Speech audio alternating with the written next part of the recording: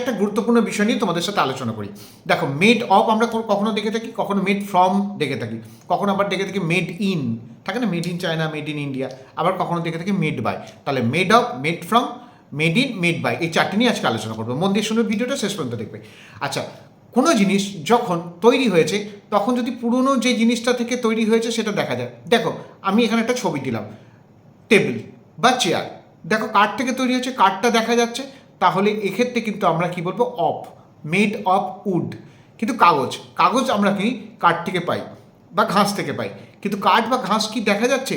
কাগজের মধ্যে আমরা তো সেরকম কিছু দেখতে পাচ্ছি না, কাগজ একটা অন্য আলাদা প্রোডাক্ট হয়ে গেছে, সেক্ষেত্রে বলবো মেড ফ্রম। দুধ থেকে ঘি হয়েছে, ঘিতে আমরা কি দুধ দেখতে পাচ্ছি না, তাহলে মেড ফ্রম, রাইট? ঘি ইজ মেড ফ্রম মিল্ক।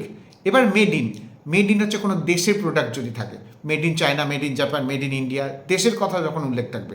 কিন্তু যদি কোম্পানির কথা উল্লেখ থাকে, কোন কোম্পানি বানিয়েছে, সেক্ষেত্রে কিন্তু মেড বাই হবে। তাহলে made of, made from, made in, made by, চারটে ক্লিয়ার হয়ে গেলে এক্সাম্পল লিখে আমাকে তোমরা কমেন্টে জানাতে পারো, আমি তোমাদের রেক্টিফাই করে দেবো। Thank you everyone, follow forward and stay with me.